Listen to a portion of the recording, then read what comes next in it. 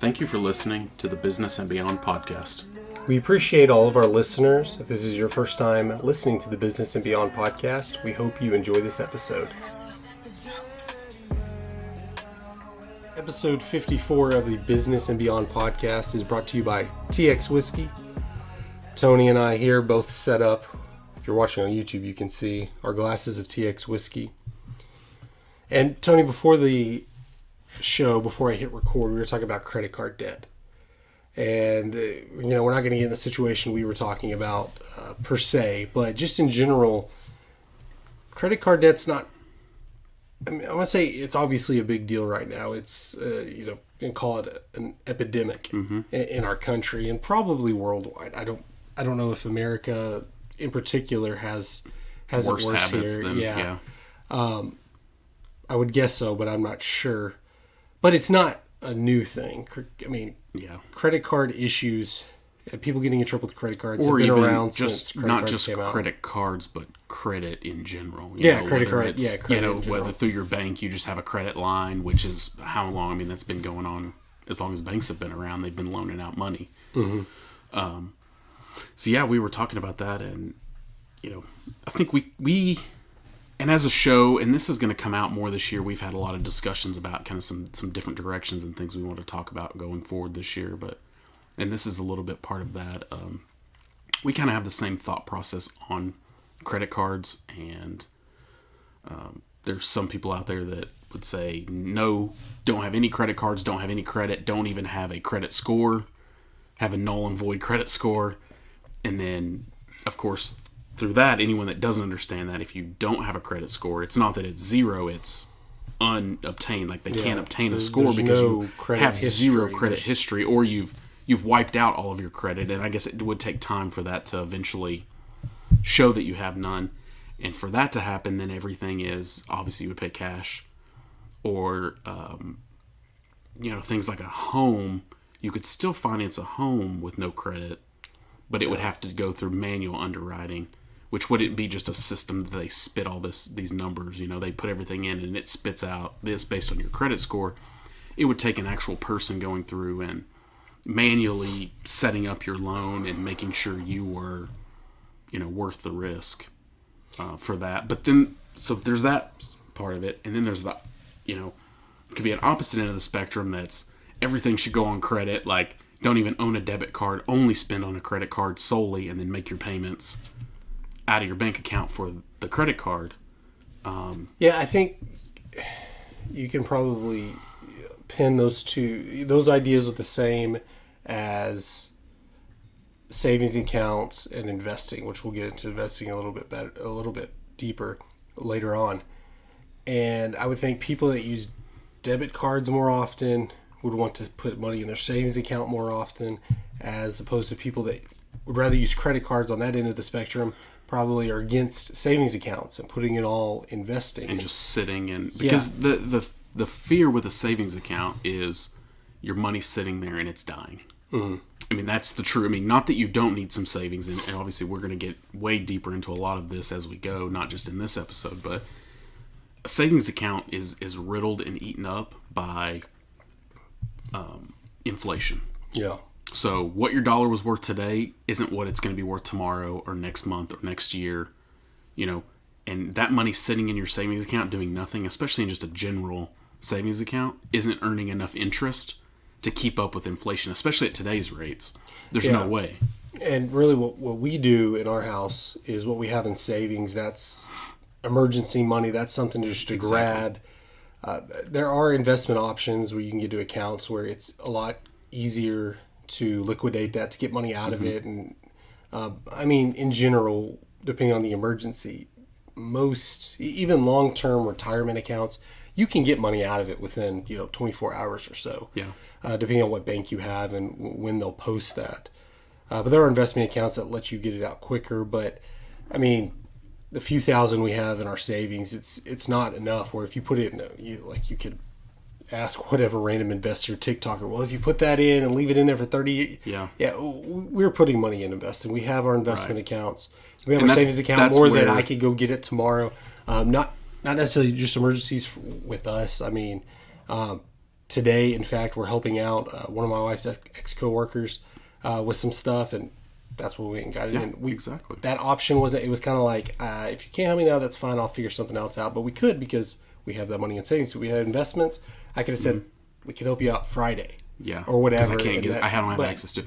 And that's part of the diversification factor in this, the whole investment and the whole everything, where even for us, and we don't want to talk over anyone's head. So, and I know some terms are easy for others to interpret and some aren't.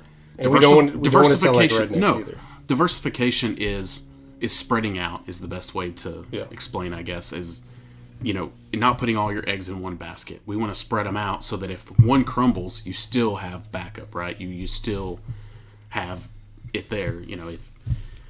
If say your bank account, you wouldn't want to leave everything in a checking account or linked to a card, and then your card gets hacked and all your money goes away. Yeah, they will back you and get your money back eventually, but do you have access to other funds? So keeping that separate.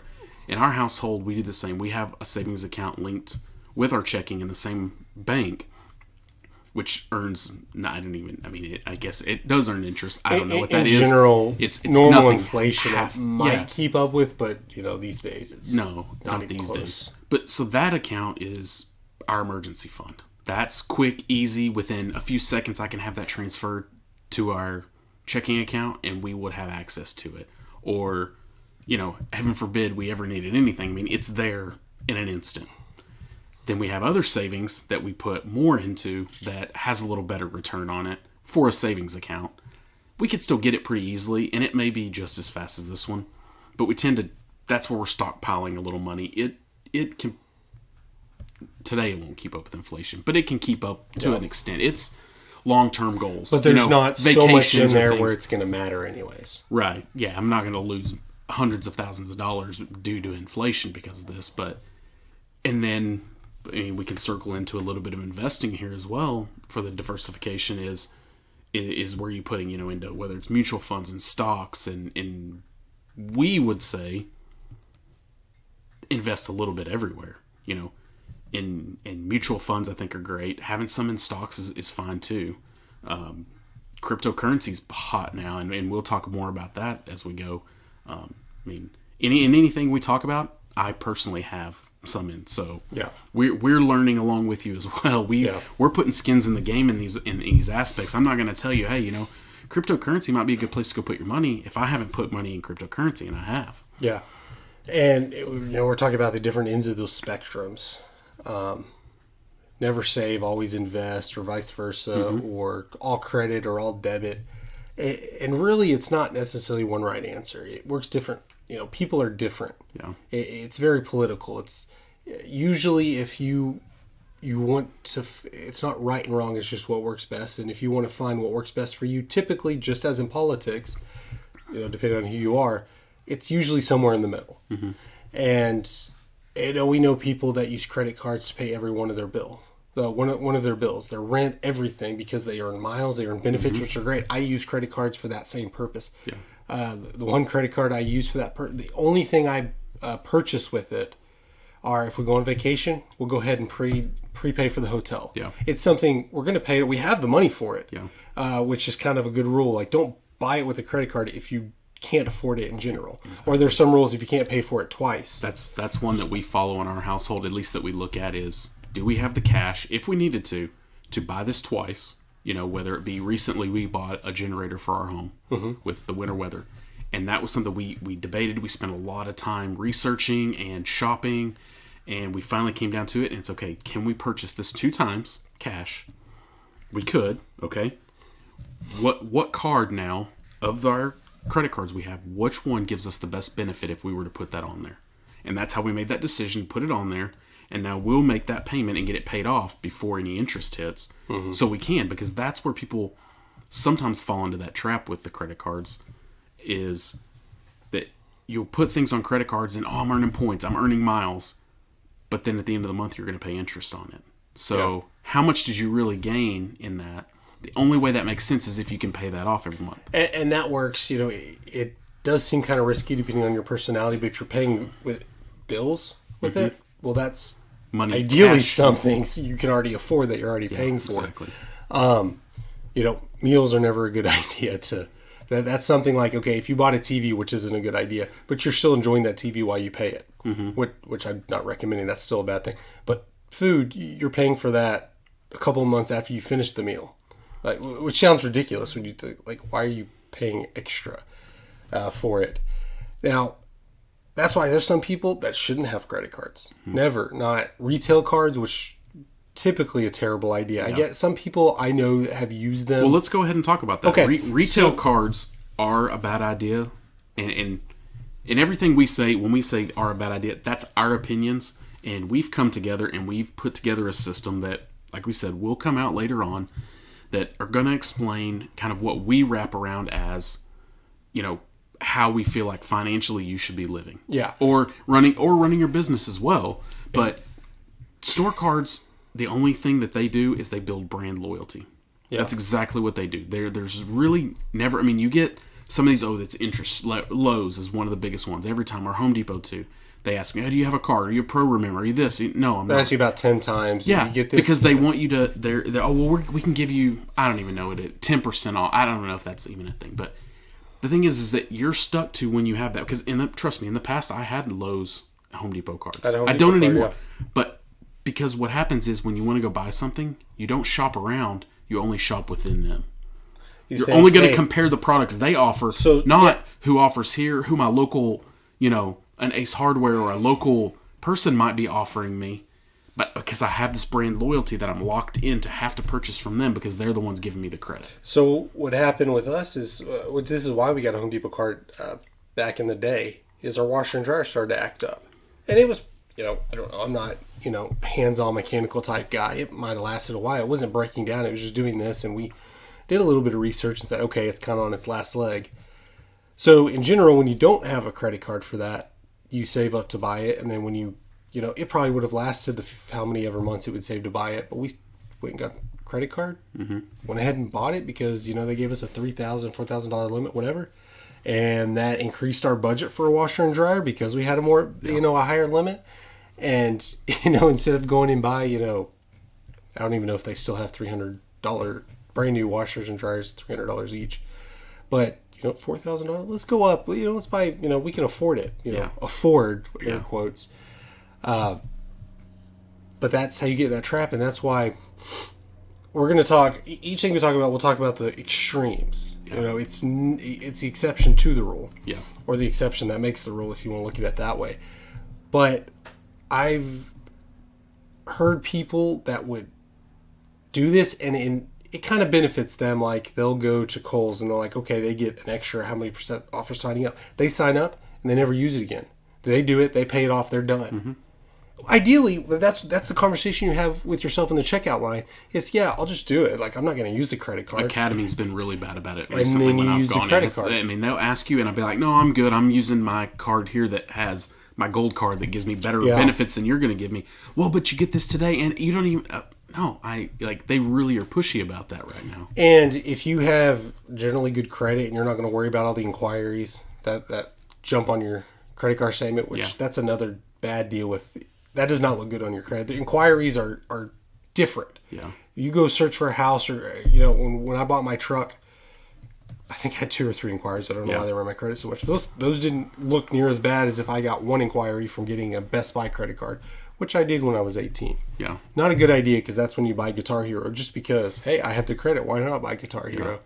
But in general, if you break it down, sure, it makes sense to go ahead and sign up for it right then if you can get approved because you get that benefit.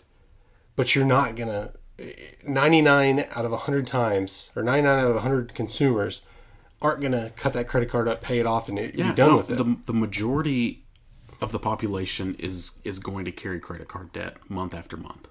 I mean, the numbers say it. There's no... even the credit card companies put this out there. That's selling how they make you their money. They're selling you a product... And they're even going to put out, hey, these are terrible numbers. You guys are paying us a fortune in interest rates. You're not, the numbers don't show that you're not going to become rich off of the points or the airline miles. But what a credit card does afford you is it affords some of the liabilities that are on you for where your money could be taken from your bank account.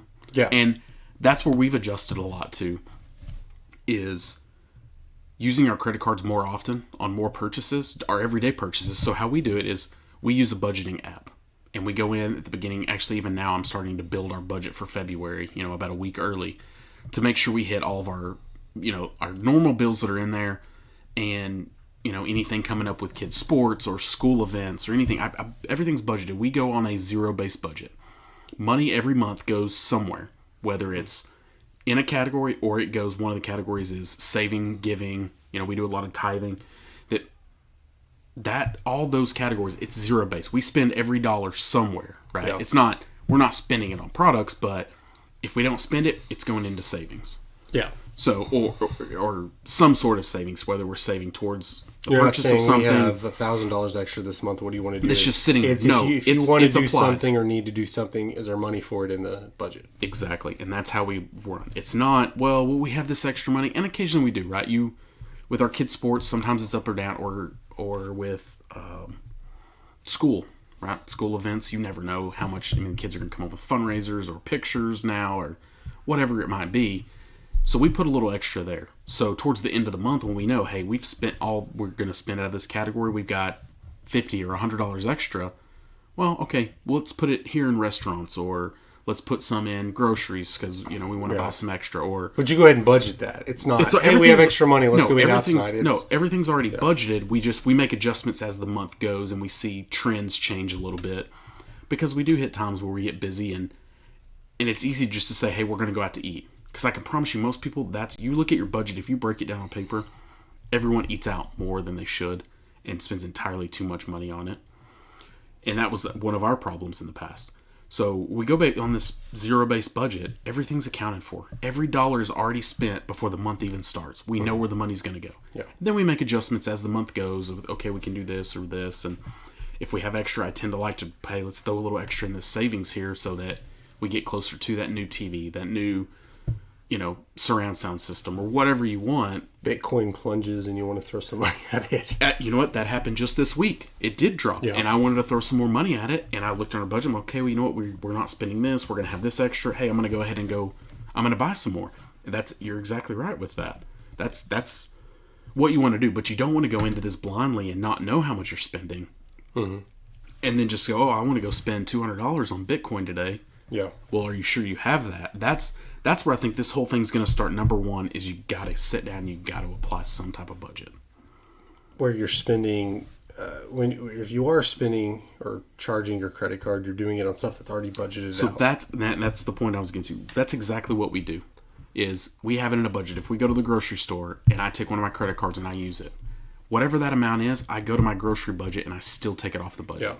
So I don't have a category line for the credit card payments. No, you don't want that. No. If you're getting out of debt, that's different. That's a different story. Yeah, if you're starting this, a process with credit card debt, we want to put those in a line item because we want to get them paid off, so that now you can use them revolving and pay them. So we're going to go through our budget, and if I go to this, we have a miscellaneous category, and if we're at the store and I want to buy anything, whatever, as long as we have the money in the budget, it's an okay thing to do. Mm-hmm. So we will take that. If I want to go buy it, I put it on my credit card. Boom, I take that off that category line. Because then that ensures anything I charge on my credit card, I have the income that month to pay that off. Exactly. Yeah, we won't spend a whole lot of time on the benefits of talking about your gold card, because I think listeners that probably have those, they're probably they know what they're doing. That's relative to the person. So for me, I don't have any cards that give me any like airline miles or hotel stays. We don't have a lot of hotel stays that are that meaningful, and we don't fly hardly ever. So for us, that doesn't help us. Now, of course, anytime you have those benefits, you're probably gonna gain. If you do fly a lot, that's probably where you want to look at, is finding a card that will allot you that, because cashback cards aren't going to give you as much as somebody with perks like that would. Whether it be hotel stays or airline miles, they're going to give you probably double the incentives as a cashback would. And you go back to the security of it, or getting your debit card stolen or whatever. I mean, most people in your everyday life will go buy fuel or gas for your car at the same exact place. And the profession I've been in the last few years, I drive all over the place. I get brand loyalty. I'll stick to the, usually I go to QT because I can go in and grab something anyways. But I always, if it's not work related, if the work, my business credit card's not being used, I'll use a personal credit card on gas, especially gas stations I've never been to, because that gets stolen, whatever. It's not straight out of my, I'm not out $60 or whatever it charged to fill up, or $100. I've only happened, the card skimmers or whatever they call it. It's only happened a couple of times. And typically, our banks were good enough where they caught it. Where it was like a $13 purchase at a motel in New Jersey or something, right? I'm wondering what he's purchasing there. But God forbid the scammer spends $300 somewhere and that's out of my account. I don't know about you, but $300 out of my account, maybe I'm not screwed, but that's a big deal, and you have to wait forever long. It's your credit card. Okay, your balance is $300 higher. Let the credit card people, the scam department, whatever, let them figure it out. They do it pretty quick. Cancel my card, send me a new card, let them figure it out. That's another good reason. But you have to be disciplined. You have to pay off that balance. Part of that issue, too, is when you link it to your bank account is, as soon as that happens, they are going to cancel your debit card. They're going to send you one with a new number. Yeah. So that becomes a problem. Now, if you have a lot of things linked to that, then... Yeah, it's not convenient, especially if you just have one account. Which I think most people these days have a couple different bank accounts, different credit cards, whatever. And that's what we try to spread our money out, so it isn't, if something did happen, we had access to other money. Another positive benefit, and we will talk about more negatives of credit cards, but we are kind of on the positive side now, but is what we do is we link all of our cell phone or, any of our things that we have on auto pay. We have linked to, like my son's travel baseball is auto paid every month. So we have that linked to a card. We have our cell phone linked to a different card. We have some things spread out linked. Our YouTube TV we have is linked to a card. And what that also allows you is that sometimes I'm not to brag here, but we don't have the issue of if all our stuff's due, we can pay cash and pay our bills, right? Not everyone's allotted that benefit, right? This month might be or this week might be a little short. If you're not allowed next week's benefit, that's why you're listening to us right now. We're telling you this is how you get to there. Is you use the credit card, let it auto pay for you, and then next week you can pay it off. You don't have to wait till the statement hits. Next week, go on there and pay it off. When you get paid and you have the money, I have. It protects you in a sense that you can pay your bills all on time, and you're not paying your cell phone bill a week late because you don't have the money, or your electric or water. Set all this stuff up. But just the biggest thing to preach is do not wait till the end of the month or push it on. Go ahead and pay it off just like you would be with cash. Treat it as cash transactions. So when we set up, we have AT&T through our cell phone plan, and we set up auto pay because we save some money. And when we set this up years ago, we're kind of worried that we didn't want to do it because we didn't want to, be on an off day or whatever. Yeah. And maybe it happens one of those before weird payday. Weeks. Yeah. So we put it on a credit card. We said it's going to auto pay on a credit card. That way we don't have to worry about that. And then obviously, for some reason, our bills due like the 21st. It auto pays on the 10th. It's well, that's even a reason not to do that. Yeah. But we said, okay, whatever. When we can pay it, that little 1 week gap isn't going to be, we figured out it's not going to charge interest. The statement's not going to come due or whatever. Now we're in a position that I log on my app every day after it hits. It'll send me an email. It's hit. It's auto paid. I'll log in as soon as my credit card shows it's hit. That AT&T is hit. We go ahead and pay. Yeah. Make a payment, whatever. I know some people that'll say they'll just do one payment a month. They'll do it before the statement, whatever, all that, which will work. But life's busy. Well, there's those. You say wait an extra day and then the statement hits. Which in general, if you're doing this, interest isn't going to kill you, but you're missing the point of this. If you're going to be paying interest, you might as well. You're losing a lot of the benefits. Yeah. Well, and also there's some tricks out there, and I don't know if these are true, but that if you pay so many days, if you make 2 payments a month, I don't know what the days are. I actually tried. I don't know if that I saw works. a video on that, yeah. And I don't know the specifications on it. That's going to work for everybody all the time. But I did have a balance like $200 something or something on a credit card for. I'm like, I'm going to try this, whatever. So it's the the 15th day before your payment and before your payment's due, and the third payment. Third day before your payments. Before it's 3 due. days before. So I was going to pay the credit card off anyways. So I split it in 2 payments. I paid it off 15 days before, and I paid it off 3 days before. Paid the rest. Paid the rest. That very same month, I think my credit card limit was like $3,000 or something on that particular card. They upped it to like $4,500 the same month. I'm not saying that's going to work for everyone. I'm not going to say that that's why I did it, but that was a credit card that I really didn't put much stock into. I just happened to use it for that specific reason. I think I had it because I don't carry all my credit cards in my wallet. Most of them are on Apple Pay or whatever. Yeah. But I think I bought gas and a couple other things that day. It was because it was the credit card in my wallet. That's why I used it. And I hadn't used it in a while. Maybe it's just because I used it and paid it off, they did it. But the first time I tried that, and I don't carry a balance, so I don't legitimately do that. But if you have a balance, you're working on paying it down, why not do it? If anything, whatever you pay for that 15th before the statement actually hits, because usually 15 days before it's due, it shouldn't. But that's less interest you're going to pay, even if it's $50 or $60. Yeah. Hopefully you're not paying the minimum payment on that. But yeah, no, I don't think that works. I mean, that the system's not going to allow you to be successful that way if you're only making minimum payments, because you're not maximizing your opportunities on whatever benefits. I mean, I don't know if there even credit cards out there that don't give you some type of cash back or some type of benefits. And I think it shows when you pay your minimum payment. It affects your credit. And I'm not saying it's going to go up 50 points if you don't, but it does. Where, in the fact, when we started, we went through the class and we were starting to pay. I mean, I was shocked when I heard how much credit card debt people had. I mean, I think when we were deepest in it, we had about, with credit card, line of credit, things like that, we had $6,000 or something. It was, I was worried about it at the time. I'm in my early 30s now. I think I was in my mid 20s at the time, and I was terrified because I didn't make very much money. But they were saying $100-something thousand. Like, oh, that's average debt. No, that's average credit card debt. Average. Not, there are some people that have hundreds of $1,000s of credit card debt. That is average. Yeah. And so they're like, no, you're good. Well, you hear a lot. So, you hear a lot of guys that are in this sector that will say, you're like, well, I have this. And they're like, yeah, okay, you're average.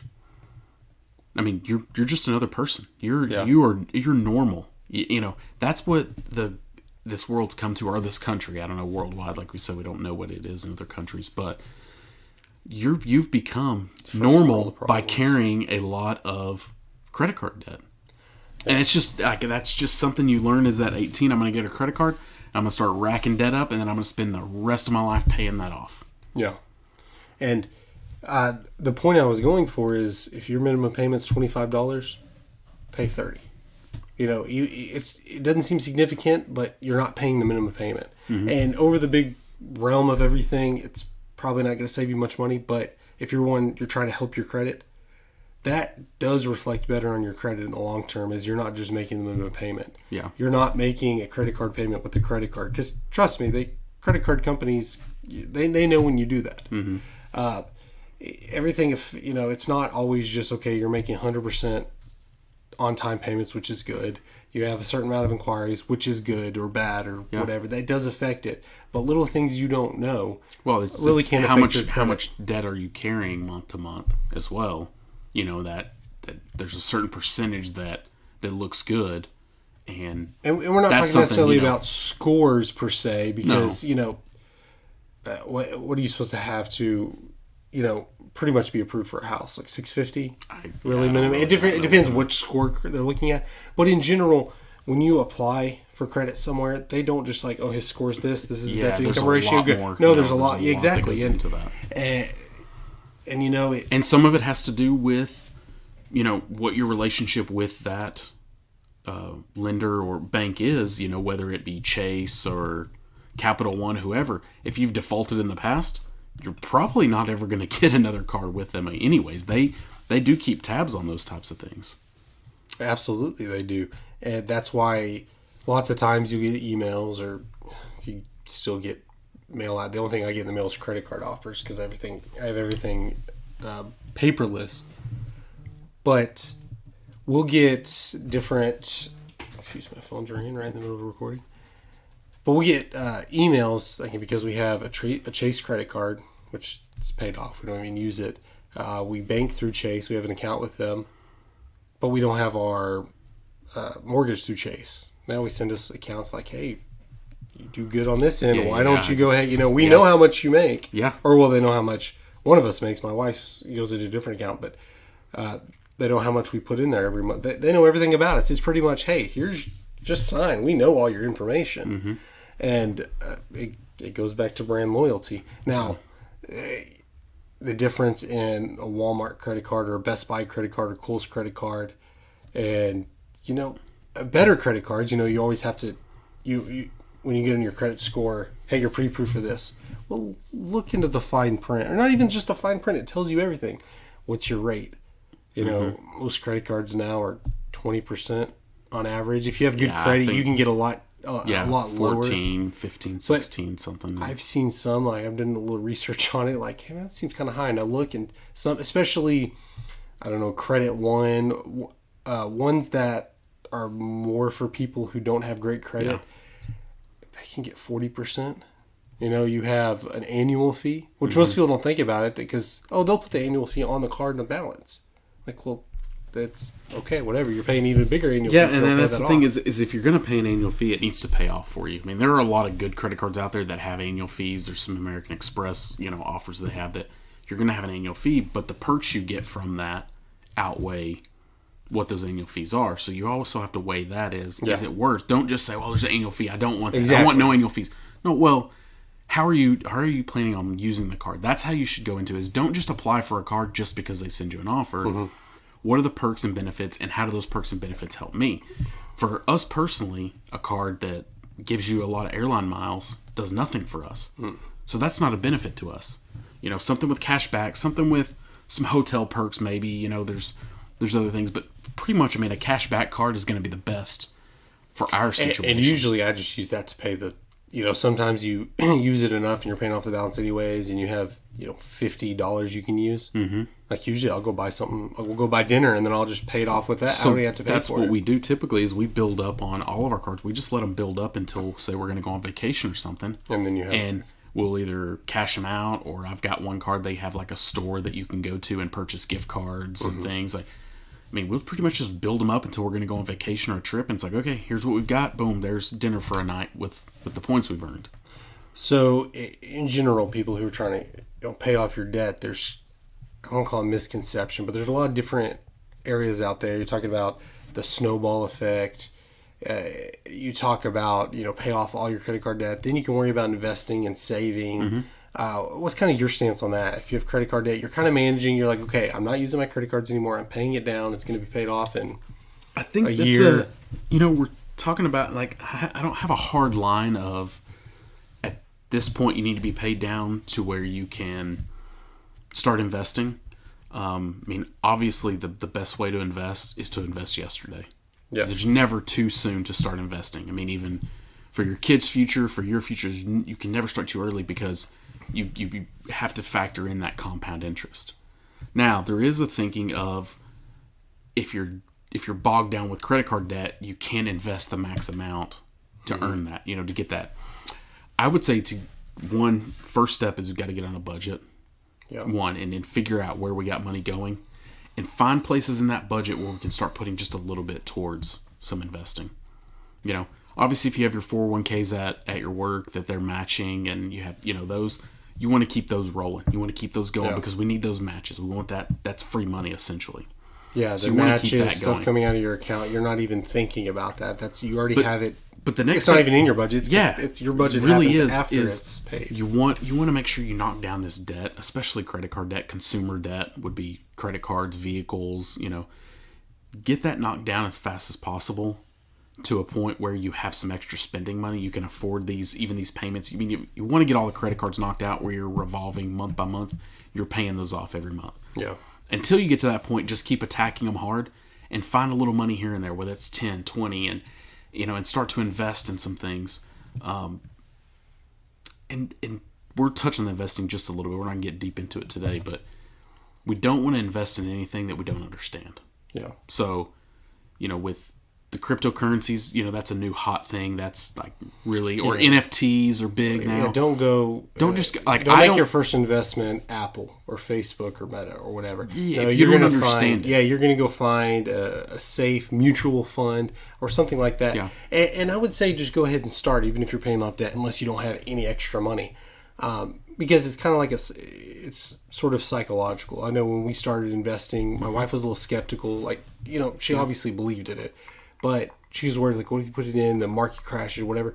But once you put in, we started out, put a few thousand in, and then it shows you what you make per day. You shouldn't be checking it every day. No, because it's going to go up and down. It'll stress you. But it'll show, like, one day we made like $300 something.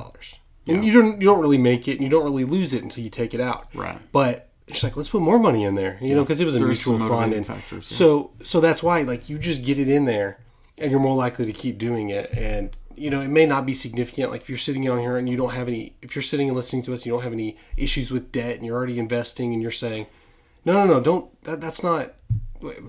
Maybe you don't understand the same. I'm not trying to be an expert or anything, but yeah, if you look at the long run, it probably doesn't make a huge difference. If you're paying off your credit card debt, pay it all off and then start investing, or vice versa. But I know some people psychologically, like, they can't go get a Walmart card or whatever card because they're just going to go use it when they don't need it because they have it. But when you start putting that money in investment accounts and you see what it's doing, it changes your mindset on what you're willing to go spend your money on. Yeah, and you're more willing to say, hey, $200. We have $200 extra. Let's throw it in our investment. The tendencies are that you don't want to go spend and buy a TV because you're like, man, I can go invest that much, and I can buy 10 TVs with what I'm going to make on this, right, or more. Like, you start to think that way. There is a real. If you look at the side that says, hey, no debt, cash only, no credit cards, there is a psychological thing that happens when you swipe plastic versus when you pay cash. Or when you tap it now with the.